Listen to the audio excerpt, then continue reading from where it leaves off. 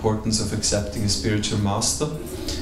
And yeah, you will have also the chance to ask questions, if there is any. So please, if you want to come a little closer. So thank you, Bhaktya Labhya Prabhu, for coming the long way from Ticino. Thank you for the invitation. Change the angle and go straight. It's up to you.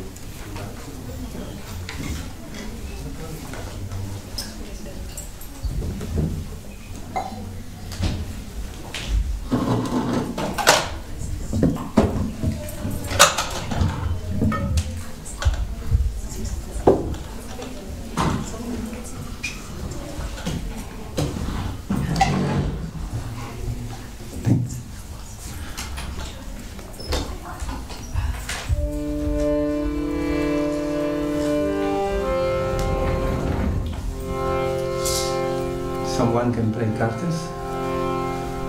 Cartas?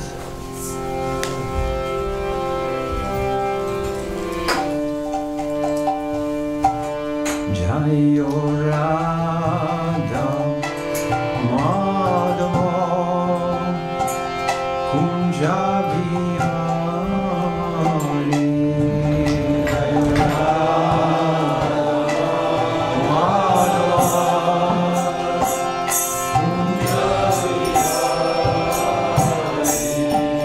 Jayo Radha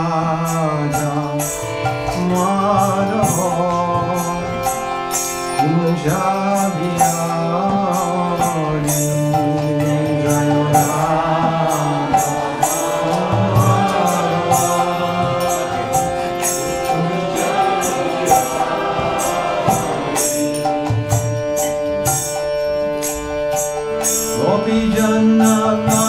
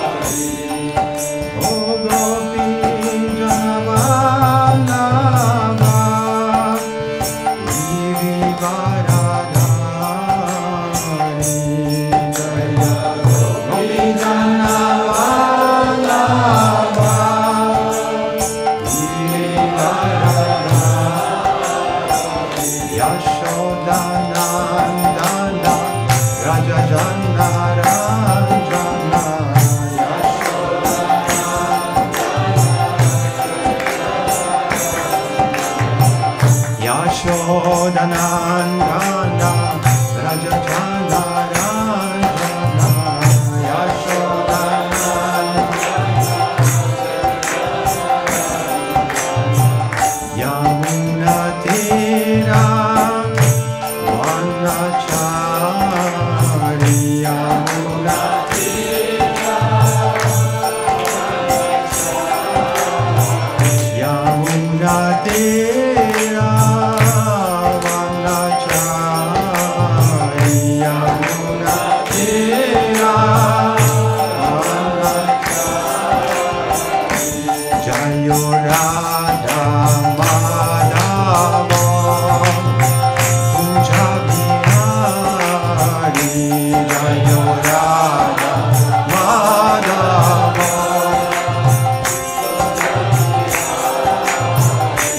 Jayo Radha Madhava Kunja Bihari Jayo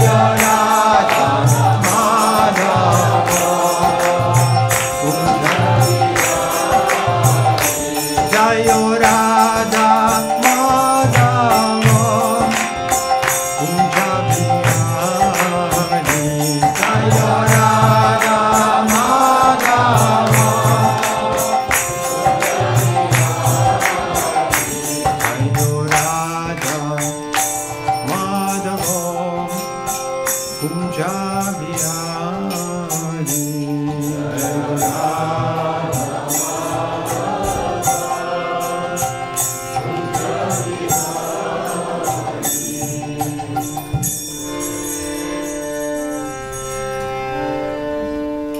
Shri Shri Radha Madhava ki Jai, Srila Prabhupada ki Jai, Nitai Gaura Premanande.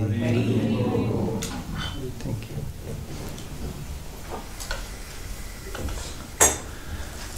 So it's a pleasure to be again here with you, all of you. Some I recognize, some not, but it's same pleasure.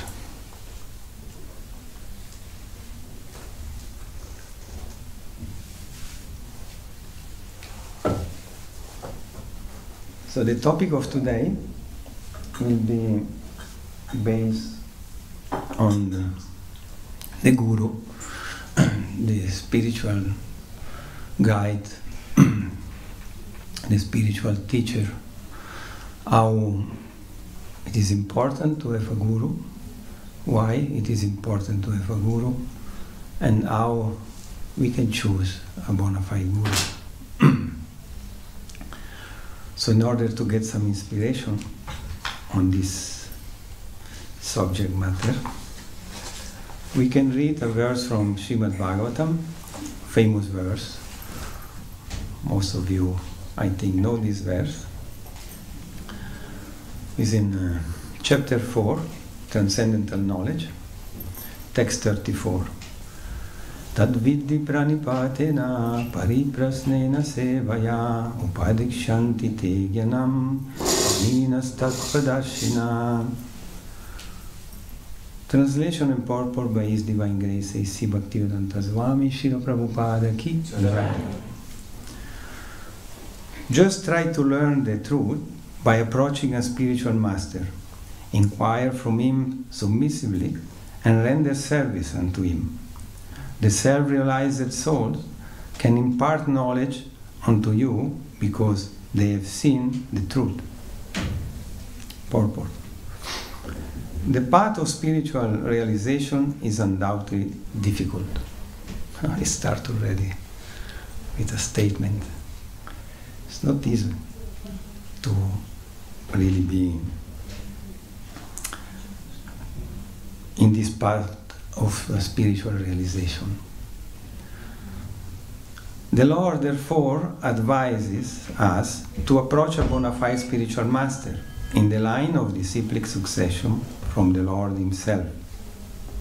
So the advice is, don't try to invent the spiritual path, but get help from someone that knows, as the verse say. The verse say, he knows the truth. No one can be a bona fide spiritual master without following the this principle of disciplic succession. The Lord is the original spiritual master, and a person in the disciplic succession can convey the message of the Lord as it is to his disciple. So here it is mentioned this word, as it is. This is very important. The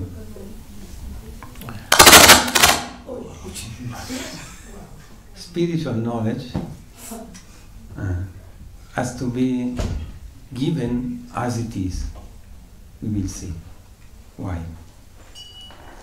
We cannot change the spiritual truth. Spiritual truth is the truth because it's one. It has to be given as it is. No one can be spiritually realized by manufacturing his own process, as is the fashion of the foolish pretenders. The Bhagavatam 6.3.19 says, Dharmam tu shakshat bhagavat pranitam. The path of religion is directly enunciated by the Lord. Therefore, mental speculation or dry arguments cannot help lead one to the right path. Nor by independent study of books of knowledge can one progress in spiritual life. One has to approach a bona fide spiritual master to receive the knowledge. Such a spiritual master should be accepted in full surrender, and one should serve the spiritual master like a menial servant, without false prestige. Satisfaction of the self-realized spiritual master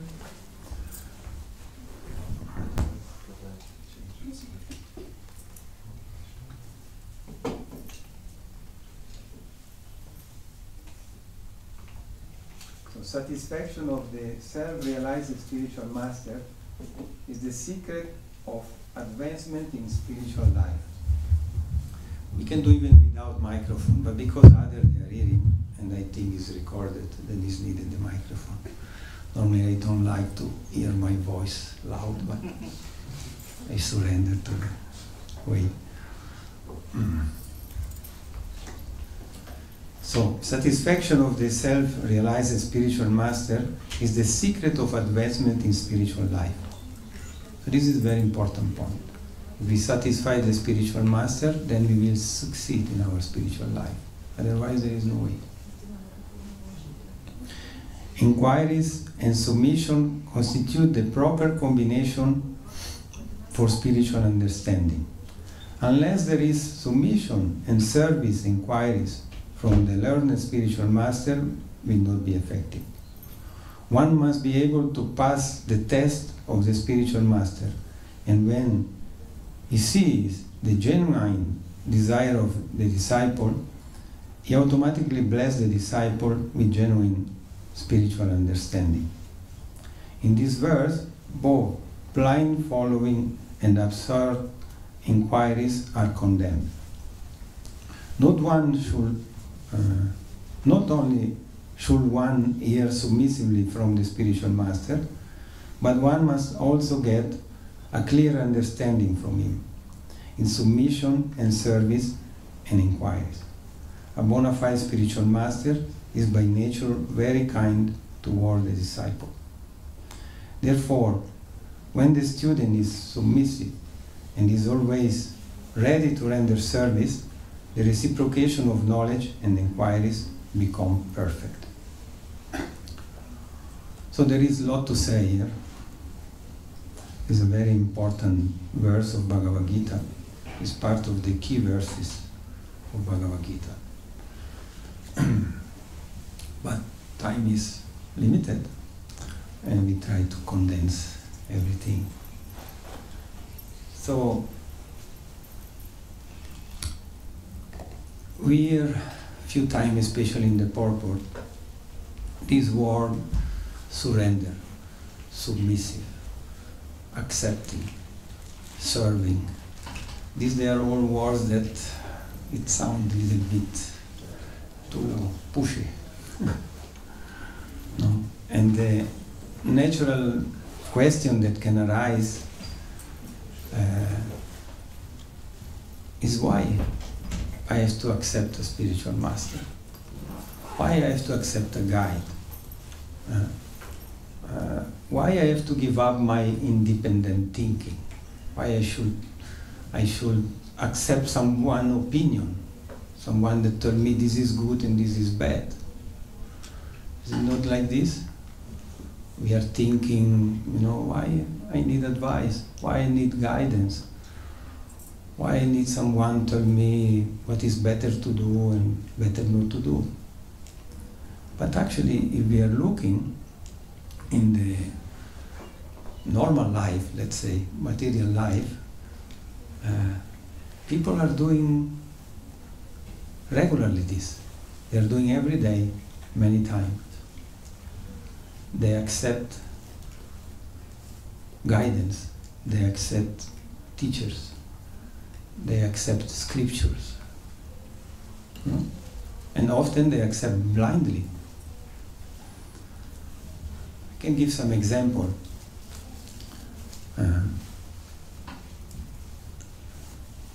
People, they are using blue or yellow pills or any color that is prescribed by a doctor. They just believe to the doctor.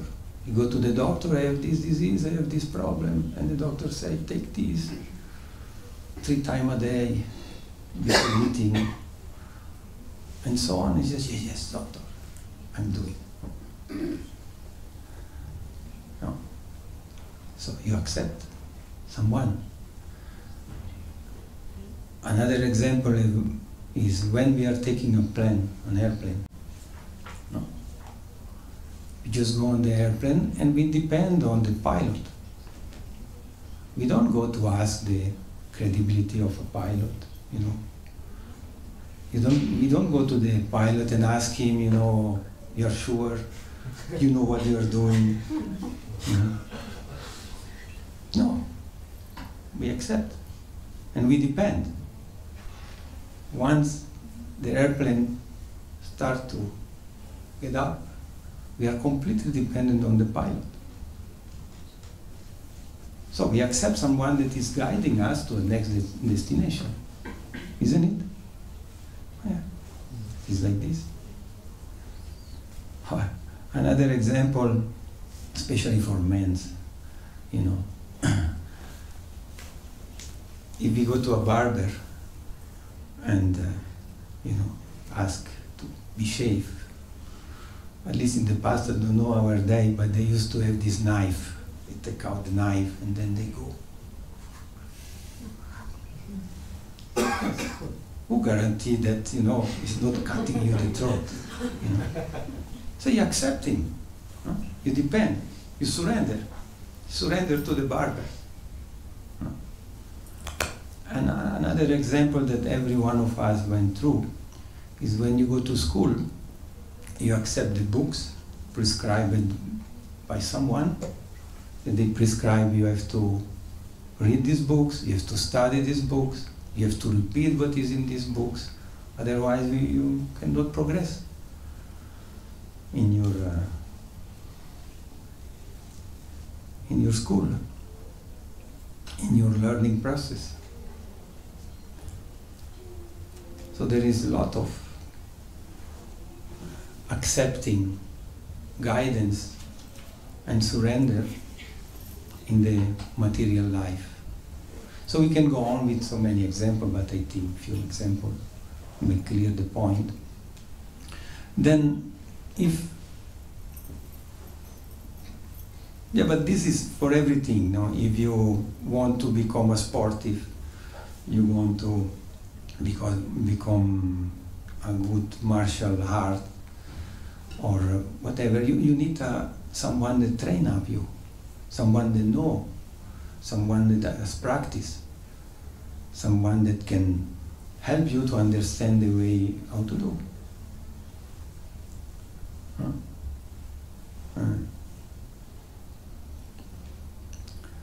I remember one example one disciple of Srila Prabhupada once said that he was cooking for Srila Prabhupada, and he was cutting zucchini. And then he cooked it, and when he gave to Srila Prabhupada, he say, "You didn't cut properly this zucchini." And he said, "Why? There is a special way how to cut zucchini." He said, "Yes, I don't know this way." Then Prabhupada went to the kitchen, he took a zucchini and he cut it the proper way. And then he say, the disciples say, "Prabhupada, we need a guru for everything." He said, "Yes, we need to learn how to do things. Even a simple thing, like cutting zucchini, we need to learn if we want to do in the proper way."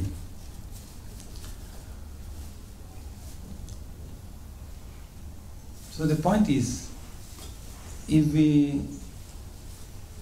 we see that practically we are accepting guidance for so many things, materially speaking, why in spiritual life we can think I can do myself without accepting a guru, without accepting someone that help me to understand how to progress in my spiritual life.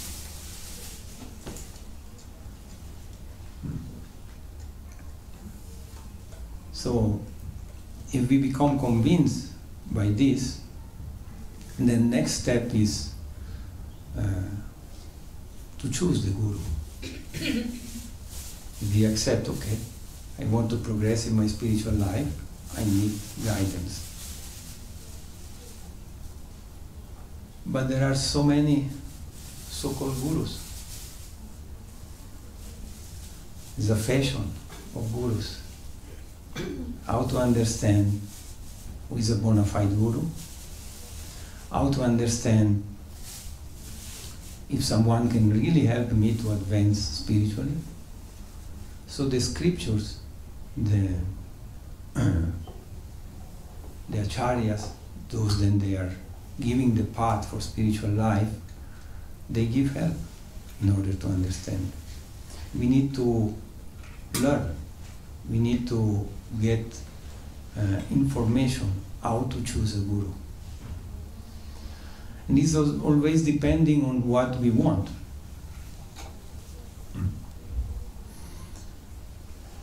There are gurus that actually, they are cheaters. And then the question comes, why Krishna allowed that some people, they show themselves to be a guru and then they cheat their students. So once they asked to Srila Prabhupada this question, the same question. And Prabhupada said very simply, he answered, the cheaters, they come for those that they want to be cheated. So if you don't know really what you want, then you become cheated. If, for example, you think, okay, I accept a guru because I accept him as a guru because he's Indian, because he have long beard, because he look very austere, and because I have heard that, he's coming and he's giving me a secret mantra. And then, he's putting his hand on my head and pronounce some mantra and some Vedic hymn, and then I will get the knowledge. And at the end, he's asking me to pay some fee. Okay, give me 500 francs. Now you become my disciple and you are, liberated.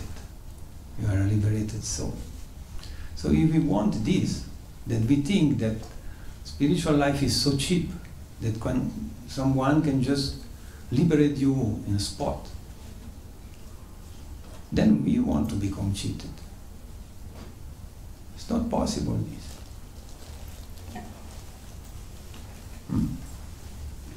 So this is one criteria. It depends what we want. As a devotee of the Lord, what we want. We wanted to develop love of God. Because if we develop love of God, then we develop also love for all living beings. Not only love for humans, not only love for my country, my family, and so on, but love for all living beings. And you can imagine how it can change this world if people they develop love of God. So if we want love of God, then we need to approach someone that can give love of God.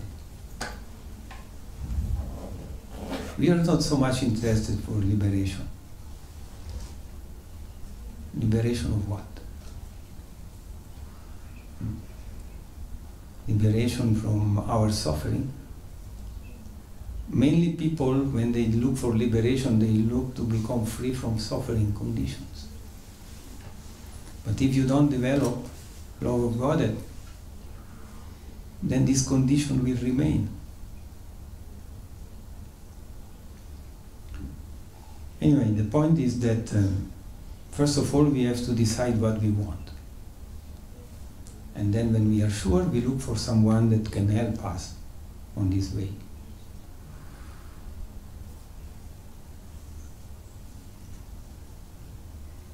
And then there are gurus that they say, I am God, you are God, everyone is God. We don't recognize this. We are part of God, yes, but we are not God. So if someone promises you that you can become God, he's a cheater. He's not a guru. According to the bona fide scriptures, according to the real saintly persons. So first of all, we need to get some understanding who is not a guru. And then we should inquire how I can approach a bona fide guru. And then the scriptures, the acharya, they are giving us guidance on this, as I said before.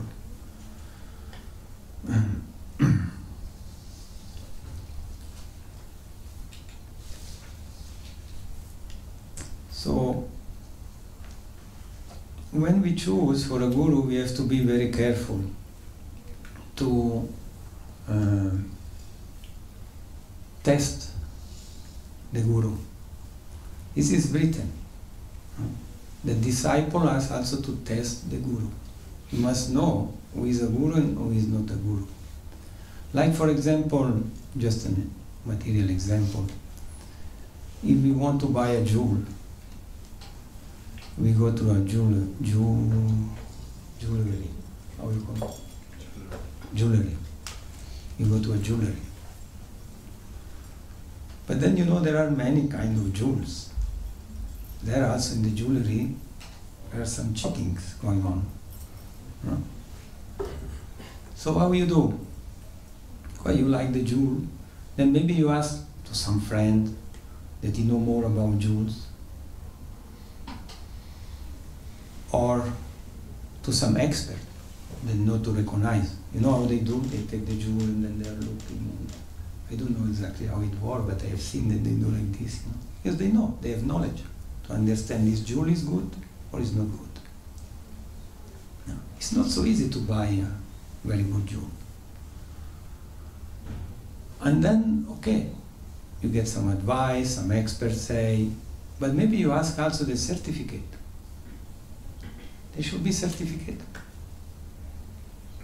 Not just, you know, yeah, they are coming from here, from there, you know, where is the certification?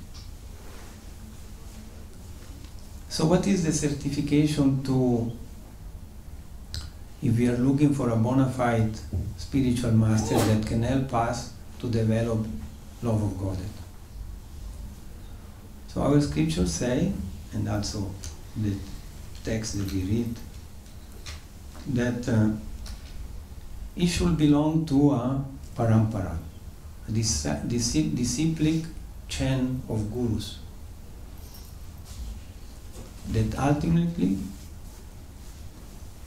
come to the origin, Krishna, the Supreme Personality of God. Spiritual knowledge, transcendental knowledge, come from Krishna. And how is giving to us through this parampara, succession of spiritual masters. It started from Brahma, then Lord Brahma was giving to Narada, then Narada gave to Vyasadeva, and so on. In the Bhagavad Gita, at the beginning, Srila Prabhupada proved this. He called the Bhagavad Gita as it is, as we said before. What means this as it is? It's really in the beginning. It's not my Bhagavad Gita. It belonged to a chain of spiritual masters that descend directly from Krishna. And he wrote all the names. They are there. And he put his name as the last one. So I received this knowledge from my spiritual master, he received from his spiritual master, and go on till Krishna. So before to join, I was in India for some time, and then I meet different gurus and I went to different ashrams. But I was reading Prabhupada books already. And when I heard this, then Prabhupada said, if someone says a guru, the first question is, which parampara you belong? And then he's explaining what I explained. So I take it this. And then I went in one place, and there was a guru, he wanted to initiate me. Then I asked him, which parampara you belong? And Prabhupada said, normally they say, my guru is this, and the guru of my guru is this, and the guru of my guru is that. And they go on 5, 6, maybe 10, and then it stops. It don't go to Krishna. So from where he get the knowledge that one? They say, he's an illuminate.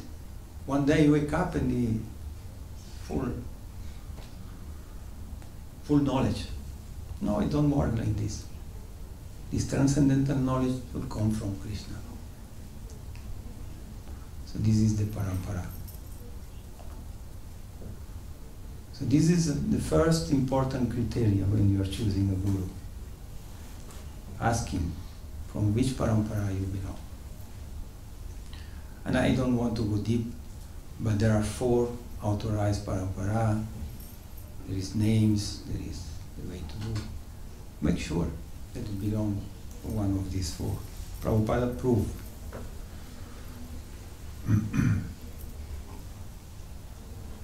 And by the way, the Vedas say that mantra which is not received from a disciplic succession produce no results. So every day we see people who say, I am chanting Gayatri mantra. So from where you get? I have heard, I read somewhere, but the Gayatri mantra has no effect if you are not receiving from a bona fide spiritual master. Indeed, when you receive the Gayatri mantra, the spiritual master is saying the Gayatri mantra in your ear. And it goes from him to your heart. And then it's like to activate the mantra. Without this activating the mantra, you can repeat these words. There's no effect. There's no effect. The same principle is for initiation. Of course, the Ma mantra, there is always some effect. But when the spiritual master is giving you the Ma mantra, it has more effect.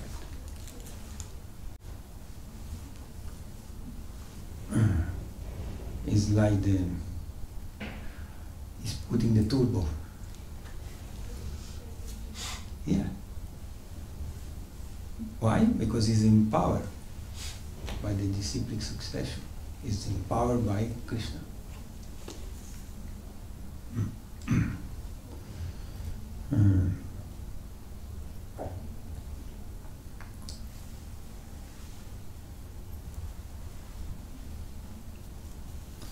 So then we need to study and practice under the guidance of an authentic spiritual master. It's not enough to study just by our own way. We need to learn to study and practice according to some guidance. The example that often has been given is a doctor. You cannot become a doctor simply by reading books that they speak about medicine.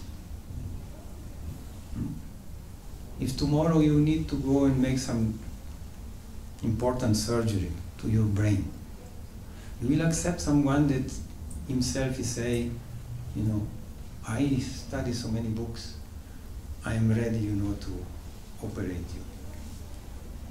Just nonsense if you are accepting to be surgered by such a doctor. No, the doctor has to prove certificate that is bona fide, that he went to the school and he did practice. The specialists, they have to do a lot of practice under other doctors in order to learn how to operate.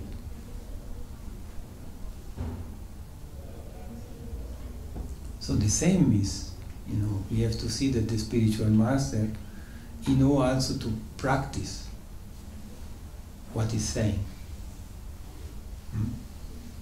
For example, there is another scripture that most of you know, the Srimad Bhagavatam. There is a lot of spiritual knowledge in the Srimad Bhagavatam. So there is the Bhagavatam and there is the Bhagavata. The Bhagavata is the one who is practicing the Srimad Bhagavatam. Because I can come here and say many nice verses, but if I am not practicing, there is no power in transmitting this message. So the message of the spiritual master has an effect in the student when he's practicing what he says. So be careful, because many gurus, they say, do what I say, but don't do what I am doing. You cannot imitate me. So, but you just follow what I say. Repeat you what is in the scripture, you practice. No. And maybe say to you, you follow some principle, but he's not following these principles. So this is not a bona fide spiritual master. So it's very important that the guru is practicing what he says.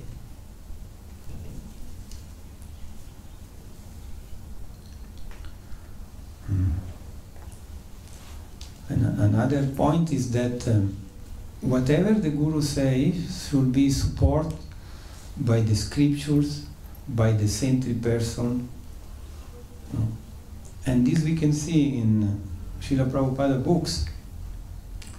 He always quote scriptures according to Bhagavad Gita, according to Srimad Bhagavatam, according to Bhakti Rasamrita Sindhu, according to this Acharya, according to this Guru.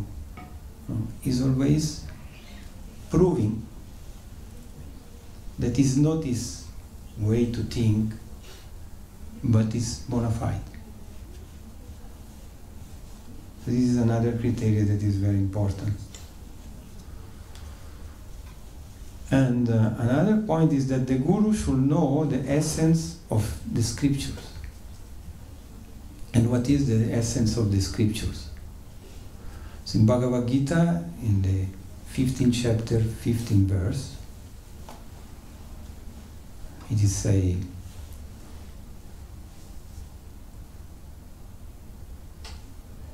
Sarvasya cham riddhi sanivishto matas mritir gyanam apanamcha vedaischa sarvai aham eva vidyo vedanta ridveda videva cham. So this part of the verse, I don't go to all the verse, but it says, Vedaischa sarvai Aham eva vedyo. What means this? The essence of the Vedas is to know me. This verse is spoken by Krishna. So the essence of the Veda is to know me. So all the scriptures, the essence of all the scriptures, at the end, the purpose is to know Krishna. So what means to know Krishna? To know Krishna means that you are practicing devotional service. If you practice devotional service, that link you to Krishna, and you can know Krishna. So if the guru, the spiritual master, is well realized on this, he will impart to you knowledge that it brings you to know Krishna. If he's not doing this, then he don't know the essence of the scriptures. He can promise you so many things, but this is not the essence of the scriptures. And in this way, it will not be possible to develop love of God. Then I mentioned also before that the guru is beyond the nationality of caste, creed, color, and other such superficial differences. So we should never think that, this guru is African, or is American, or is Indian. No. These they are material designation. No. And when we have this mentality, then we think maybe, no, it must be Indian, a real guru. Because, it's part of their culture, they know the way, and so on, and so blah, blah. But again, the example of the doctor. We don't go to the doctor and think, he's Italian, or he's Swiss, or he's French, or he's American. No, what we want to the doctor, that he know what he's doing. This is the criteria. If we are sure that he's bona fide doctor, we don't mind. If he's Italian, French, German, Swiss.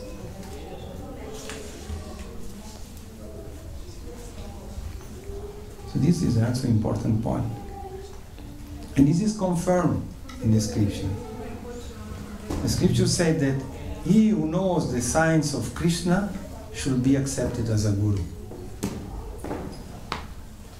In Chaitanya Charitamrita, there is this famous verse that says, Kiba vipra kiba nyazi, shudra kenenaya, ye Krishna tadvaveta sei guruvaya. Whether one is a brahmana, a sannyasi, or a shudra, regardless of what he is, he can become a spiritual master if he knows the signs of Krishna. So this is what Srila Prabhupada did. He came to the West and he empowered his disciples to become gurus. Some in India, they didn't like it much. They say, Westerners gurus, this is our culture, we know more. Often when you go to India, you go to buy a ticket, a railway station, and then the man on the other side, you tell him, Hare Krishna. I say, Hare Krishna. Oh, I know Krishna. I say, yes, I know Krishna, I know Bhagavad Gita. I know everything. And then, if you speak a little bit with them, you understand that they have their interpretation of the Bhagavad Gita. They have their understanding of Krishna. No. Everyone can become a guru. Everyone can give this knowledge to the other. But the criteria is this. Then he must know the signs of Krishna. And the signs of Krishna you are learning from a bona fide spiritual master. And the bona fide spiritual master, he belongs to the Guru Parampara. he received this knowledge that comes down from Krishna, as I said before, and is practicing. And in this way, he can inspire others to do the same. And the final result, what is? Is that you are developing love of God. Must be the result. And then, if we study the scripture and we listen from a bona fide spiritual master, we understand also how we are progressing gradually in spiritual life. It's not that, okay, today I chant 64 rounds and tomorrow I wake up, wow, I'm a realized person. I am a realized soul. Normally it don't go like this. It takes some time. We have to follow some instruction, some rules, some regulation, apply. And also these many gurus, they are not asking to follow rules, regulation. But the scripture explains that if you want to practice spiritual life, you have to come at least to the level of human form. So in the human form, we have some code of respect. We have the choice.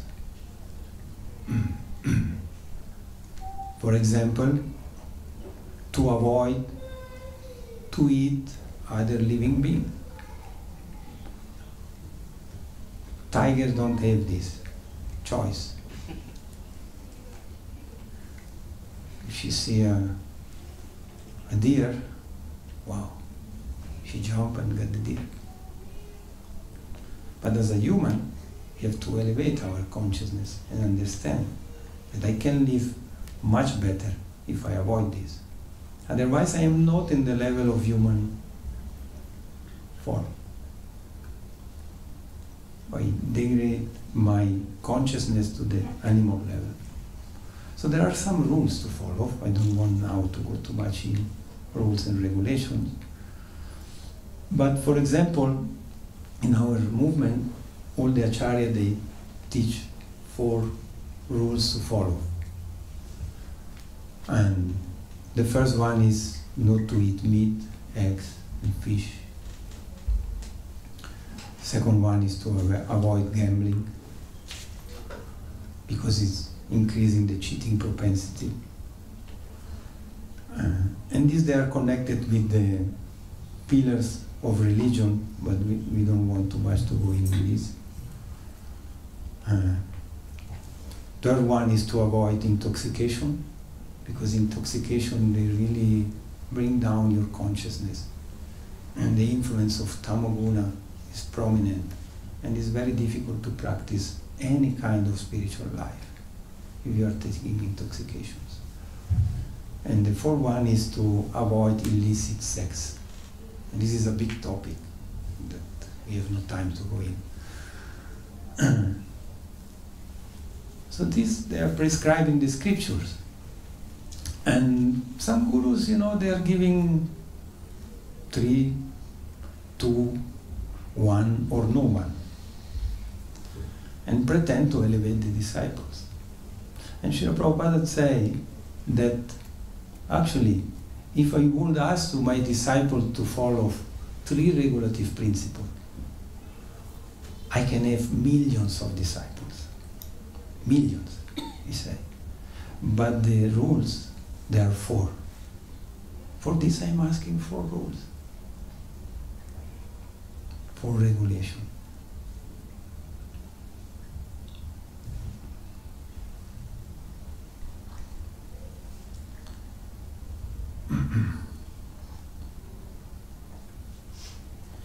So just to resume, last things. One should receive education, spiritual education, from one who has knowledge, spiritual knowledge. No matter what his family or material identity, in his only qualification is knowing the signs of Krishna. So if you find someone that he knows the signs of Krishna, then he's bona fide spiritual master. So I conclude here. If maybe there is any question, any comment, any realization on this topic, please. Krishna Prabhu, thank you for sharing these very important points. A question came up for me when you were speaking about how the spiritual masters, they all have the same teachings, more or less, the bona fide spiritual masters. And so I was thinking, the books and the teachings that we have, like we all read them, and more or less we have the same realizations even, and we follow the same rules, but then at the same time we have a free will, and we have our own thinking and our own intelligence. So I was thinking how to, in the best way, put this together, to like follow the rules and follow the teachings, but at the same time have the free will for our spiritual life, because everyone is individual, and I believe everyone has a very individual relationship with Krishna. So how to keep our individuality, because Krishna has given us the individuality and the free will. So how to keep that and use that in the best possible way in Krishna consciousness. Because I just fear that sometimes people tend to become the same, and then they lose their individuality by just following the principles and rules. Yes, thank you for this important question. Yes, as I say in the beginning, this is the fear of everyone, to losing this individuality. But we cannot lose our individuality, because we are individual.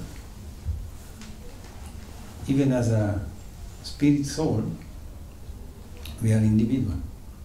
We don't believe in the impersonal aspect that everything is merging and become one.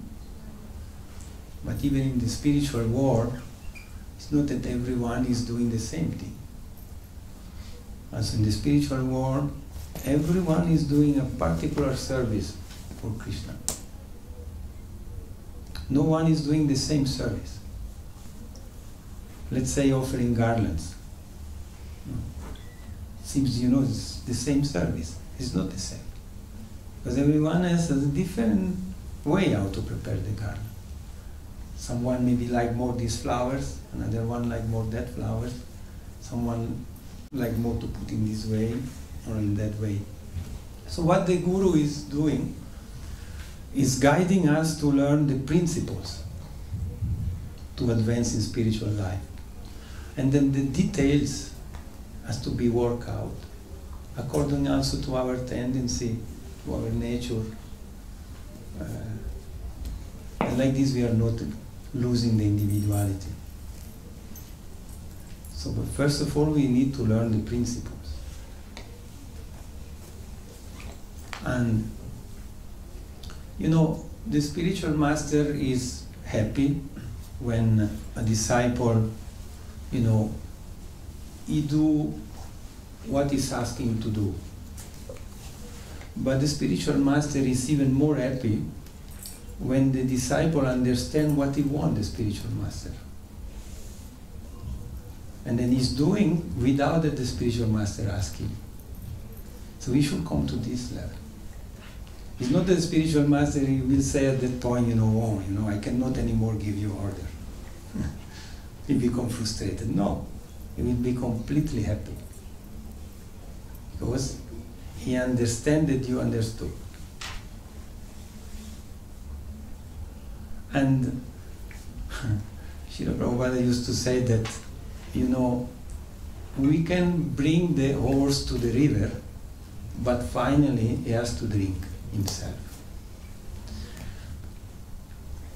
I think he's a good example. It is giving us guidance, but finally we have to drink. We have to develop love of God and maintaining our individuality, because it's this individuality that gives pleasure to Krishna. It's not imitating someone. We cannot imitate in spiritual life. We can get inspiration, but finally we have to find the way. As Damodar Prasad Prabhu says, you know, at the beginning, Krishna consciousness, I did many years book distribution. So we went out door to door, knocking the door and asked the people to take these books and try to stop people in the street and do the same. So many book distributors, and everyone has his tactic. And at the beginning, you know, you look this one, wow, he's successful, and you try to imitate him. And then you saw another one is more successful, then you try to imitate him.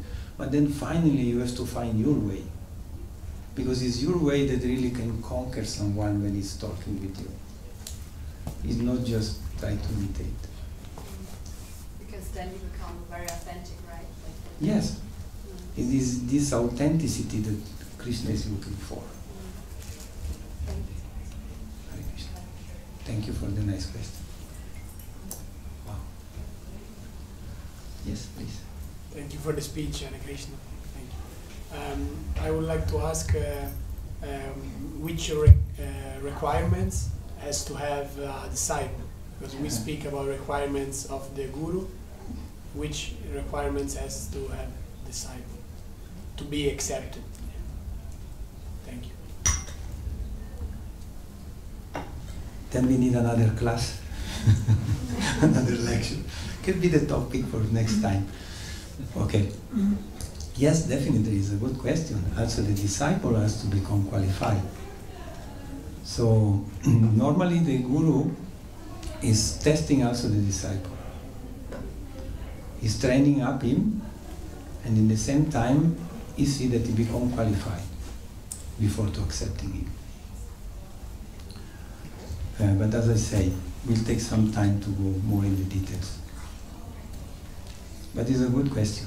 We have to look also to become qualified. Not only look the qualification of the guru, but in order that the guru accept us, we should also become qualified. Hare Krishna.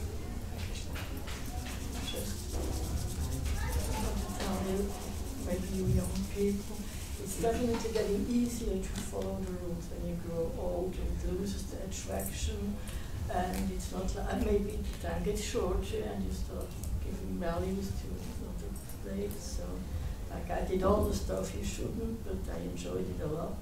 But for many years now, almost it started 20 years ago, it lost attraction, intoxication, all the stuff. So if it's hard for you now, maybe I can give you hope it gets easier in the end. I hope it's never too late. So I'm learning. Life is a piece of, you learn. And get rid of all the shit that sooner or later. Thank you for sharing this experience. How long you are? You never give up everything, maybe, because I'm not Holy Katrina or Holy Colin. How long I'm still very free and still want to give myself a lot of freedom. But once you get in touch with Krishna, you never get rid of this guy. It's getting hard to forget totally. How long you are practicing? Practicing, not really. But connection is, I think on my first trip of India, everybody had Shiva and all, and I was in love with the picture of Krishna. But it took another 50 years to come to the moment that I started chanting. But there is some practice. Yeah, there is some practice. Okay. I mean, it's not enough the age. It's not enough. Prabhupada say, you know, I have seen in Paris, he say, old men, 70, 80 years old, going inside in these places where they can enjoy women. What they can enjoy, he say, what they can enjoy. And I don't go on, you know. But the desire to enjoy is still there. Maybe you cannot enjoy, but the desire is there. So the practice brings us to give up this desire. Because it is a process of purification that is going on. For free, no church, no priest, nobody forced me to. If you don't do that, you go to It was from inside, and it fell off like an old skin from a snake, whatever. Yeah. You can just lose it. But the point is that you are following some practice, and this purified you. Otherwise, you know why someone that he didn't become purified, he gave up the body, and next life is a young man but still full of desires. No. If you give up this desire, then next life you should not take. No? So of course, I'm not old, but it means I'm aging, and I can see that some things become more easy. No? But it's not enough. It's not enough. We need to practice. And time is running very fast. I was speaking with one devotee before, that I didn't see her, the Mataji, since I don't know, maybe 30 or even more years. And I realized, how time is running so fast. And soon will be the end. And we have to become really fixed up in advancing rapidly. One, for our own benefit, and second, or maybe first, for the benefit of others. Because if we are advancing spiritually, we can help so many to receive this knowledge. And this really needed our day. If we look around what's going on in this world, we really need this transcendental knowledge to help people to come out from this situation. Yes, please. Thank you for the lecture. In the beginning you said that the Guru should see the truth. That the Guru should see the truth. For me it's like a real experience. And at the second part of the class you said that the Guru should have the knowledge. You emphasize this point. So which one is that? Is the solution, or how can I check that the Guru can see actually the truth? The two things, they are combined. They are working together. If you really know the knowledge and is applying this knowledge, then you see the truth. How you can prove is when he's speaking about the truth, you will understand better the truth. This is how you can see that he can see the truth. But for me, one is the path, another is the goal of the path. So for me, it's in Bhakti, the goal and the path, they are no different. We are chanting Hare Krishna. This is the path. But when we will be in the spiritual world, we will continue to chant Hare Krishna. This is the goal. So, there is no difference. So they give me sign that time is over. Thank you very much. I wish you a good evening. All the best for your spiritual life. Srila Prabhupada ki jai. His Grace Bhaktya Labhya Prabhu ki jai. Thank you so much for this important presentation. And I could sense, it's intriguing and it makes us question more things. Who is qualified to be a disciple? And like we did with Krishna Premarupa Prabhu when he spoke about Christianity and Krishna consciousness also, it was very intriguing. We'll try to bring Bhaktya Labhya Prabhu again. It's a good reason to invite him and he can come. So now we have prasadam, a vegetarian feast served outside. You're all welcome. And at 6:15, anyways, somebody here for the first time.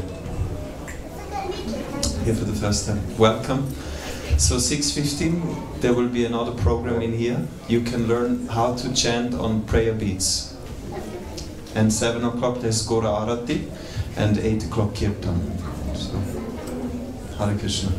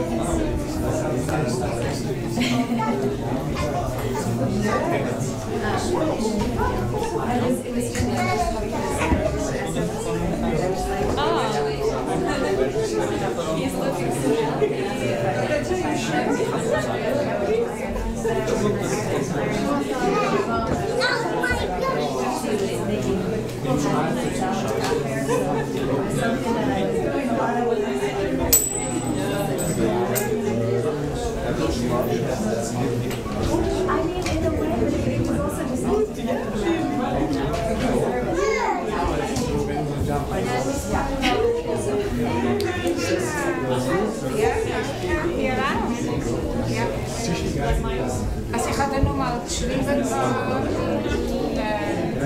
es gleich machen, wenn du jetzt so Stufe hast.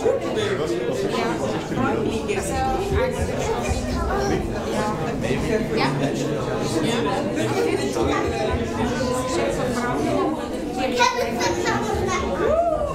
Und jetzt haben sie noch die Lösung gefunden, wo sie ersetzen. Ja, okay.